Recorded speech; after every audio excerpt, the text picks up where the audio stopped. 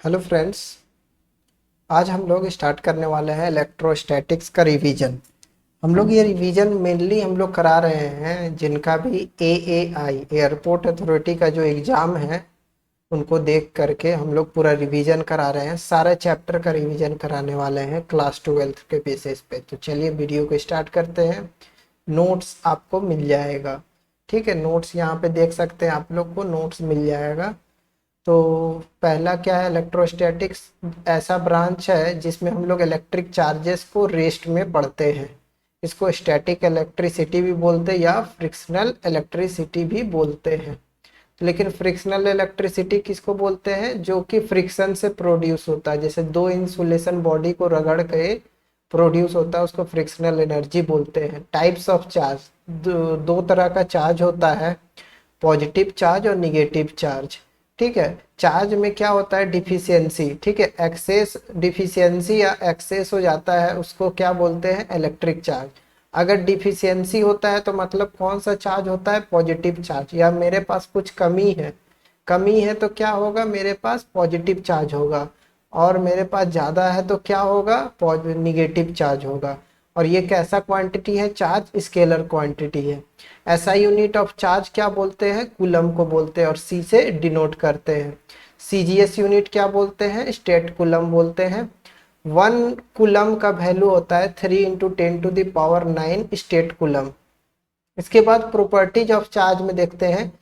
Properties क्या होता है? चार्ज का दो तरह का प्रॉपर्टीज होता है, like charges repel each other and unlike charges attract each other. Charge जो होता है हमेशा एडिटिव इन नेचर होता है, मतलब एडिटिव मतलब जोड़ा जा सकता है। यानी कि -2 + 5 रहेगा तो 3 आंसर आ जाएगा। इसके बाद इट इज क्वांटाइज्ड, मतलब चार्ज जो हमेशा फॉर्म में कैसा रहता है? Q = Ne। यहाँ पे देख सकते हैं आप, Q = Ne का फॉर्म में रहता है, जहाँ पर n का वैल्यू यहाँ देखिए 1 2 3 4 रहेगा। इसके बाद नेक्स्ट में आ जाते हैं, वो रहता है क्या? Conserved. Charge is never created nor destroyed, ठीक है। ये स्केलर क्वांटिटी होता है। Electric charge of the body किस पे इंडिपेंडेंट होता है? स्पीड पे। इसके बाद पढ़ते हैं conservation of electric charge. The principle of conservation of electric charge states that the total amount of electric charge in an isolated system remains constant। मतलब कोई भी आइसोलेटेड सिस्टम में क्या होता है? चार्ज आपका कांस्टेंट होता है। अगर अलग वर्ड में कुछ बोलना चाहेंगे तो क्या होता है? इलेक्ट्रिक चार्ज सिर्फ ट्रांसफर होता है एक पार्ट से दूसरा पार्ट से, ठीक है। दूसरा पार्ट में सिर्फ ट्रांसफर होता है और ये भी कभी भी क्रिएट नहीं हो सकता या फिर डिस्ट्रॉय नहीं हो सकता। जैसे कि न्यूक्लियर ट्रांसफॉर्मेशन में जानते हैं कि एनर्जी क्या होता है? हमेशा कंजर्व्ड रहता है। जैसे यूरेनियम का एटॉमिक नंबर है 92, 250, 238 है इसका एटॉमिक मास। अगर ये लोग को इनरिचमेंट का प्रोसेस से गुजारा जाए तो क्या बनता है? थोरियम बनता है। और थोरियम का एटॉमिक नंबर 90 होता है और मास नंबर 234। और हीलियम बनता है और प्लस एनर्जी निकलता है। चार्ज बिफोर द डीके कितना है? +92 इलेक्ट्रॉन। लेकिन चार्ज आफ्टर द डीके देखिएगा तो 90 इलेक्ट्रॉन +2 इलेक्ट्रॉन, तो टोटल कितना हो गया? 92 इलेक्ट्रॉन। तो टोटल चार्ज कैसा हुआ? कंजर्व्ड हुआ। एडिटिव इन नेचर में आ जाते हैं तो चार्ज को क्या बोले थे मैंने? जोड़ सकते हैं आप। मतलब अगर बॉडी में दो चार्ज रहे +5Q और -Q तो टोटल चार्ज कितना होता है आपका? 4Q। ये न्यूमेरिकल प्रॉब्लम है। देखिए चार्ज का क्या है? 5.8 × 10⁻−18 कूलम है। पॉसिबल हो सकता है क्या? तो चार्ज क्या बोले थे? क्वांटाइज का फॉर्म में रहता है। तो चार्ज हमेशा क्वांटाइज रहता है तो ऐसा वैल्यू पॉसिबल नहीं है, क्योंकि यहाँ पे देख सकते हैं 36.25 वैल्यू आ रहा है जो कि पॉसिबल नहीं है। एन का वैल्यू 1 2 3 4 रहता है। इसके बाद कूलम्स लॉ पढ़ते हैं इलेक्ट्रोस्टैटिक्स में। ये लॉ क्या बताता है? फोर्स ऑफ अट्रैक्शन और रिपल्सन दो भी पॉइंट चार्जेस में एट द रेस्ट कंडीशन क्या होता है? फर्स्ट होता है directly proportional to the product of magnitude of the charges and inversely proportional to the square of the distance between them. अगर मैथमेटिकली की बात की जाए, यहाँ पे देखिए Q1 चार्ज है और Q2 चार्ज है, दोनों r डिस्टेंस से दूर है। तो फोर्स किस पे डिपेंड करता है? दोनों पॉइंट चार्जेस पे डिपेंड करता है। और अपोजिट किसके होता है? प्रोपोर्शनल, इनवर्सली प्रोपोर्शनल होता है 1/r² से। और इसको अगर लिखना चाहेंगे तो F इक्वल्स टू के Q1 Q2 by r square. के को क्या बोलते हैं, प्रोपोर्शनैलिटी कांस्टेंट। प्रोपोर्शनैलिटी कांस्टेंट क्या होता है आपका, डिपेंड किस पे करता है, मीडियम पे डिपेंड करता है। जैसे जैसे आपका air free, air medium, vacuum medium या फ्री स्पेस रहेगा तो उस पर डिपेंड करता है, या फिर सिस्टम ऑफ यूनिट्स पे डिपेंड करता है। चार्जेस को फ्री स्पेस में रखा जाए, ठीक है, चार्जेस को जब फ्री स्पेस में रखा जाएगा तो सीजीएस सिस्टम में के का वैल्यू 1 होता है, लेकिन एसआई सिस्टम हम लोग पढ़ते हैं तो क्या बोलते हैं, के का वैल्यू 1/4 एप्सिलॉन होता है। एप्सिलॉन को क्या बोलते हैं, electric permittivity of the free space. और एप्सिलॉन का फॉर्मूला यानी कि जो वैल्यू होता है वो होता है 8.85 इंटू 10⁻⁻12 कूलम्ब स्क्वायर पर न्यूटन मीटर स्क्वायर। तो के का वैल्यू कितना आएगा, कैलकुलेट कर लेंगे तो 9 इंटू 10⁻9 न्यूटन मीटर स्क्वायर पर कूलम स्क्वायर। अगर मटेरियल में के का वैल्यू 1/4 है, मतलब वहां पे क्या है, एब्सोल्यूट इलेक्ट्रिक परमिटिविटी है।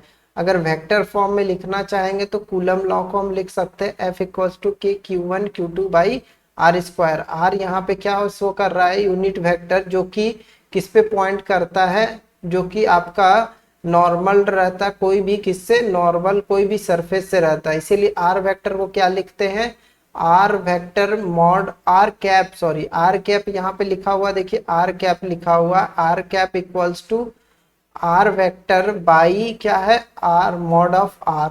तो एफ का अगर यहाँ वेक्टर फॉर्म में लिखना चाहेंगे तो के Q1 Q2 by are cube लिखेंगे और यहाँ आर वेक्टर, और ये क्या है, स्टेशनरी चार्जेस को दिखाता है।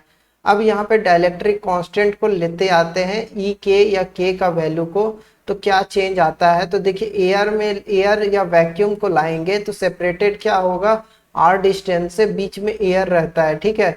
तो इसको क्या बोलते हैं, जब आप मटेरियल मीडियम में रहेगा तो ई का वैल्यू जो होगा absolute permittivity of the air या वैक्यूम होगा।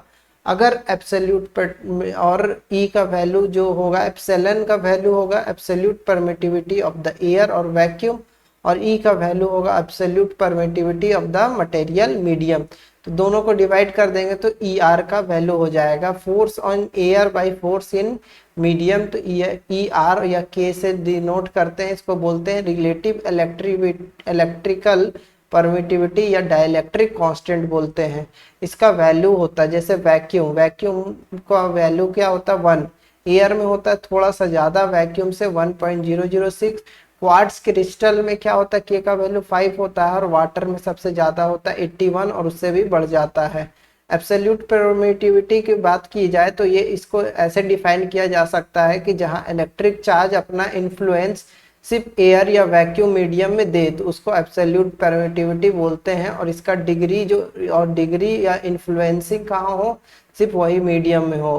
Coulomb law in vector form में बात करें हम लोग तो एफ का वैल्यू मैंने पहले भी बता दिया हूँ, लेकिन कूलम्स लॉ क्या बोलते हैं, टू इलेक्ट्रिक चार्जेस में कैसा बिहेव करता है तो देख लेते हैं यहाँ पे। तो देखिए फोर्स क्या दिया हुआ है, फोर्स अगर कहाँ पे लग रहा है, यहाँ पे देखिए फोर्स 2 1 है, ठीक है, electric charge due to first point charge यहाँ पे देखिए, और यहाँ पे क्या है, फोर्स है 1 2, ठीक है। तो फोर्स का क्या बोलेंगे यहाँ, force on point charge 1 with respect two point charge 2, ठीक है। तो यहाँ पे इस तरीके का देखिए फोर्स कहाँ लग रहा है, यहाँ इधर साइड लग रहा है, मतलब दोनों कौन सा चार्ज होगा, दोनों सेम चार्जेस है, इसीलिए रिपेल कर रहा है। तो देखिए यहाँ पे मैंने लिखा हूँ F21 force on Q2 due to Q1, और यहाँ पे R12 unit vector pointing towards Q1 to Q2। According to the Coulomb's law से आप ये फॉर्मूला निकाल सकते हैं, k Q1 by Q2 by r square r vector 1 2। तो इससे आप फॉर्मूला निकाल सकते हैं। इसके बाद नेक्स्ट टॉपिक में आ जाते हैं हम लोग, यहाँ पे कूलम्स लॉ का सिर्फ डेरिवेशन है आपके पास, तो ये आप निकाल सकते हैं। इसके बाद हम लोग आ जाते हैं नेक्स्ट में, यहाँ पे देखिए Coulomb's law, Coulomb's force between two charges. तो देखिए कूलम्स लॉ का निकालने के लिए दो लॉ होता है, एक तो ट्रायंगुलर लॉ होता है, ठीक है। तो ट्रायंगुलर लॉ का वेक्टर एडिशन से भी आप कूलम्स लॉ को फाइंड कर सकते हैं, या फिर क्या, कौन सा सेकेंड लॉ होता है आपका, या तो पैरेललोग्राम लॉ से भी निकाल सकते हैं, लेकिन दो एक ही मेथड से हम लोग निकालते हैं। Principle of the superposition of the charges, superposition मतलब एक के ऊपर इम्पोज कर देना।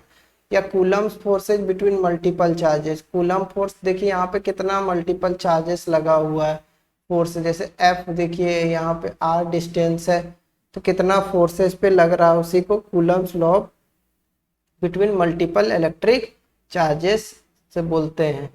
आगे चलते हैं हम लोग, ये सारा डेरिवेशन एग्जाम के लिए बिहाफ के लिए इम्पोर्टेंट नहीं है। कंटिन्यूअस चार्ज डिस्ट्रीब्यूशन, देखिए तीन तरह का चार्ज डिस्ट्रीब्यूशन होता है। कंटिन्यूअस चार्ज डिस्ट्रीब्यूशन मतलब डिस्ट्रिक्ट इलेक्ट्रिक फील्ड, मतलब कि चार्ज का आपको क्या मिले, हमेशा चार्ज का जो प्रसार है वो हर जगह आपको मिले, तो उसको कंटिन्यूअस चार्ज डिस्ट्रीब्यूशन बोलेंगे। तीन तरह का यहाँ पे कंटिन्यूअस चार्ज डिस्ट्रीब्यूशन है, linear charge distribution, surface charge distribution या वॉल्यूम चार्ज डिस्ट्रीब्यूशन। तो लीनियर मतलब लीनियर सरफेस में होगा या लाइन या स्ट्रेट कर्व में होगा, तो उसको लीनियर चार्जेस मोशन बोलेंगे। यहाँ पे फोर्स आप निकाल सकते हैं d F equals to k q nought d q by r square से फॉर्मूला से निकाल सकते हैं। अगर सरफेस चार्ज की बात करें तो कोई भी सरफेस में जिसका एरिया पॉसिबल है तो उसमें क्या निकाल सकते हैं हम, सरफेस चार्ज डिस्ट्रीब्यूशन। इसके बाद यहाँ पे फॉर्मूला जो होता है F equals to Q naught by 4πε, यहाँ पे देखिए आपका लिखा हुआ क्या, यहाँ पे F by r square d s r square देखिए। फिर वॉल्यूमेट्रिक, वॉल्यूम चार्ज डिस्ट्रीब्यूशन में क्या बोला जा रहा है, चार्ज को डिस्ट्रीब्यूट किया जाए वॉल्यूम से, तो इसको चार्ज डेंसिटी भी बोला जाता है, ठीक है। वॉल्यूम चार्ज डेंसिटी भी हम लोग बोलते हैं, या चार्ज पर यूनिट वॉल्यूम बोलते हैं। तो यहाँ क्यू नॉट बाई 4 के एप्सिलॉन से हम लोग डिनोट करते हैं, ठीक है। अब इसके बाद न्यूमेरिकल प्रॉब्लम है, तो न्यूमेरिकल प्रॉब्लम एग्जाम के लिए उतना इम्पोर्टेंट नहीं है, लेकिन देखना चाहेंगे तो देख लीजिए। क्या बोल रहा है, force between two small charges इतना, अब यहाँ पे 30 सेंटीमीटर, तो कूलम्स लॉ का सिंपल फॉर्मूला निकाल के आप लगा सकते हैं और आंसर आ जाएगा आपका। इसके बाद नेक्स्ट टॉपिक में आ जाते हैं इलेक्ट्रिक फील्ड इंटेंसिटी। तो इलेक्ट्रिक फील्ड इंटेंसिटी पढ़ने के लिए इलेक्ट्रिक फील्ड को पढ़ते हैं हम लोग, क्या होता है। तो स्पेस में जितना भी चार्ज आपका, चार्ज जितना भी है उसके इफेक्ट से कुछ फोर्सेज आपको मिलता है, ठीक है। उसके बाद कुछ फोर्सेज एक्सपीरियंस हुआ तो कुछ और चार्जेस के कारण एक्सपीरियंस होता है, उसको इलेक्ट्रिक फील्ड बोलते हैं। थ्योरेटिकली अगर इसको बोला जाए तो क्या होता है, charge extends to the infinity, but हम लोग क्या मान के चलते हैं कि एक कन्फाइंड प्लेस में ही चार्ज आपका पॉसिबल है। इसके बाद इलेक्ट्रिक फील्ड इंटेंसिटी, इंटेंसिटी मतलब कहाँ तक उसका प्रभाव है, तो क्या है, strength, strength of the electric field at the point in the field of the source, कहाँ तक उसका प्रभाव है उसी को हम बोलते हैं इलेक्ट्रिक फील्ड स्ट्रेंथ। यहाँ पे देखिए फोर्स को क्या एक्सपीरियंस किया गया, स्मॉल टेस्ट चार्ज से और डिस्टेंस आर रख के रखा गया है, तो इसको इलेक्ट्रिक फील्ड इंटेंसिटी क्या बोला जाता है, ई के equals to F by q nought, F by q nought बोलते हैं इलेक्ट्रिक फील्ड। ये कैसा है, ये वेक्टर क्वांटिटी है जिसमें इलेक्ट्रिक फील्ड का जो इलेक्ट्रिक फील्ड जो होगा वो सेम डायरेक्शन होगा किसका, फोर्स का डायरेक्शन में होता है, और एसआई यूनिट जो होता है इसका न्यूटन पर कूलम होता है, ठीक है। ये पॉसिबल कब होता है, जब हम लोग टेस्ट चार्ज यहाँ पे जो रखे बहुत स्मॉल रखे और इसका डिस्टर्ब जो रहे, और वो डिस्टर्ब कोई भी अदर सोर्स चार्ज से ना हो। इसके बाद देखिए electric field intensity due to a point charge, consider a point charge plus q place in the vacuum, तो पॉइंट चार्ज रख करके इसको प्लेस कर सकते हैं आप, ये उतना इंपॉर्टेंट नहीं है एग्जाम के लिए। Electric field intensity in terms of the position vector, देखिए पोजीशन वेक्टर डिफरेंट पोजीशन में रख करके आप इसको निकाल सकते हैं, according to the Coulomb's law से आप इसको फाइंड आउट कर सकते हैं। इसके बाद हम लोग आगे चलते हैं इलेक्ट्रिक लाइंस ऑफ फोर्सेज। देखिए इलेक्ट्रिक लाइंस ऑफ फोर्सेज क्या होता है, इमेजिनरी लाइंस होता है, ठीक है, स्ट्रेट भी हो सकता है या फिर कर्व हो सकता है, जो कि पॉजिटिव चार्ज को लेकर के मूव करता है और वो कहीं भी फ्रीली मूव कर सकता है। Electric field is due to the isolated charge but, ठीक है, then electric field lines are straight. Electric field lines कैसा होता है आपका, स्ट्रेट होता है, और ये क्या होता है, 2 और मोर चार्जेस से मिलकर के बना रहता है, और ये electric field lines of forces are curved भी हो सकता है। Electric field lines of forces is a curve, then the electric field intensity at a given point is given by the tangent to the line at that point. ठीक है, यहाँ पे दिया हुआ है। इसके बाद प्रॉपर्टीज इंपॉर्टेंट एग्जाम के लिए क्या है, इलेक्ट्रिक लाइन्स ऑफ फोर्स क्या होता है, इमेजिनरी लाइन्स होता है। ठीक है, जो कि इलेक्ट्रिक फील्ड को दर्शाता है आपका। ओरिजिनेट कहाँ पे होता है, पॉजिटिव चार्ज से, और टर्मिनेट कहाँ खत्म होता है, निगेटिव चार्ज में। यहाँ पे देख सकते हैं पॉजिटिव से टर्मिनेट हो रहा है, लेकिन निगेटिव में क्या होता है, पॉजिटिव से ओरिजिनेट होता है और निगेटिव में क्या होता है, टर्मिनेट होता है। और ये एक दूसरे को आपस में काटता नहीं है। ठीक है, और हमेशा क्या बनाता है, नॉर्मल टू द कंडक्टर, हमेशा देखिए नॉर्मल बनाता है। ठीक है, और यहाँ पे दे कॉन्ट्रैक्ट क्या होता है, longitudinally in the length wise. ठीक है, जैसा लेंथ रहता है उसी तरीके का फैलता है आपस में। ठीक है, they exert the lateral pressure on the each other. ठीक है, यहाँ पे दिखा हुआ है तो इसको क्या बोलते हैं, रिपल्सन बोलते हैं। यहाँ पे देखिए पॉजिटिव चार्ज है, दोनों पॉजिटिव चार्ज क्या होता है, रिपेल करता है। तो देखिए यहाँ पे किस तरीके का डायरेक्शन है, यहाँ पे डायरेक्शन देख सकते हैं, और साथ ही साथ यहाँ पर भी डायरेक्शन देख सकते हैं। इसके बाद हम लोग पढ़ते हैं इलेक्ट्रिक डाइपोल। ऐसा अरेंजमेंट को हम लोग बोलेंगे इलेक्ट्रिक डाइपोल जहाँ पे दो इक्वल और अपोजिट चार्ज, ठीक है, दो इक्वल एंड अपोजिट साइड, ठीक है, opposite side charge separated by a small distance. यहाँ पे दो इक्वल और अपोजिट साइड चार्ज, मतलब एक जगह हम लोग +10 रख सकते हैं, एक जगह हम लोग क्या रखेंगे, -10 रखेंगे, और दोनों का स्मॉल डिस्टेंस से सेपरेट करते हैं तो डाइपोल बोलते हैं। यहाँ पे क्या होता है, डाइपोल में +q चार्ज और +q चार्ज को सेपरेट किया जाता है। एक लेंथ हम लोग मान लेते हैं 2a लेंथ से सेपरेट करते हैं हम लोग। इसके बाद electric dipole movement. Electric dipole movement मतलब कहाँ तक इलेक्ट्रिक डाइपोल मूवमेंट का प्रभाव है, तो strength of the electric dipole is called the electric dipole movement. ये कैसा क्वांटिटी है, वेक्टर क्वांटिटी, और जो मैग्नीट्यूड यहाँ पे दिया हुआ है, product of the either charge and the distance between the two two electric movement यहाँ पे दिया हुआ है। और डायरेक्शन ऑफ पी क्या होता है, हमेशा निगेटिव टू पॉजिटिव होता है। तो ये ध्यान में रखिएगा कि डायरेक्शन ऑफ पी क्या होता है, इलेक्ट्रिक मूवमेंट का निगेटिव से लेकर के पॉजिटिव होता है। यहाँ पे देखिए electric field intensity to dipole on its axial axis. तो एक्सियल एक्सिस में क्या होता है, डाइपोल। इसका सिर्फ मेन हम लोग क्या देख लेते हैं, फॉर्मूला देख लेते हैं। ठीक है, तो यहाँ पे हम आ जाते हैं फॉर्मूला में। ठीक है, यहाँ पे देखिए ई वेक्टर का जो दिया हुआ P/4πε/2r divided by r² - a²। तो इस तरीके से फॉर्मूला सिर्फ इम्पोर्टेंट है आपका। इलेक्ट्रिक फील्ड इंटेंसिटी कैसा बता रहे हैं आप, इक्विलेटरल लाइन के लिए। इक्विलेटरल लाइन में क्या होगा आपका इलेक्ट्रिक फील्ड इंटेंसिटी, तो ये भी इम्पोर्टेंट के लिए, एग्जाम के लिए उतना इम्पोर्टेंट नहीं है। इसके बाद हम लोग नेक्स्ट आते हैं, comparison between E vector on the axial and the equilateral line. ये भी उतना इम्पोर्टेंट नहीं है। चलिए हम लोग आगे बढ़ते हैं।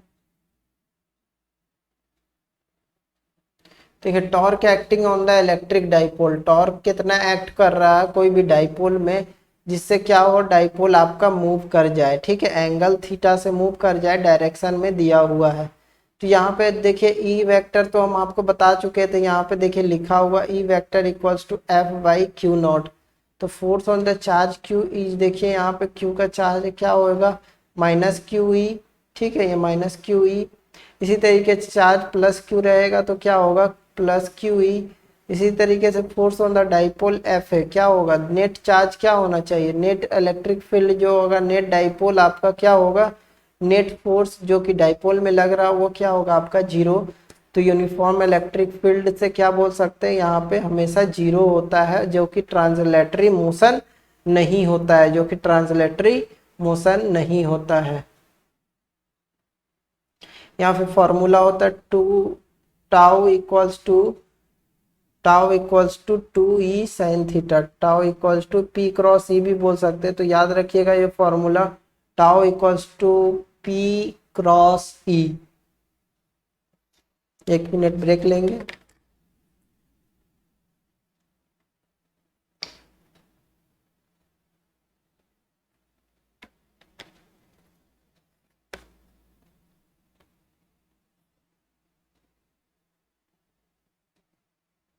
इसके बाद आगे बढ़ते हैं, यहाँ पे राइट हैंड रूल से देखिए टॉर्क का निकलता है, टॉर्क होता है राइट हैंड रूल से, और जो कि परपेंडिकुलर किस पे होता है, यहाँ पे देखिए पी, ठीक है, डाइपोल मूवमेंट जो होता है, और ई परपेंडिकुलर प्लेन होता है।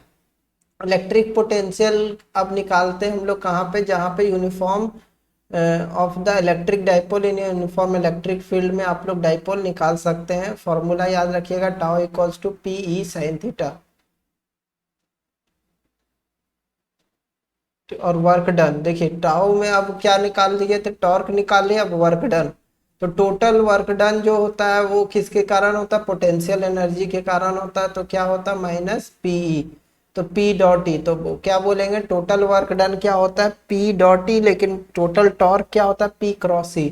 तो ये क्या होता है, वर्क डन स्केलर क्वांटिटी है, और ऐसा ही क्या होगा, जूल। तो थीटा का वैल्यू 0 होगा तो क्या होता है, मिनिमम होगा।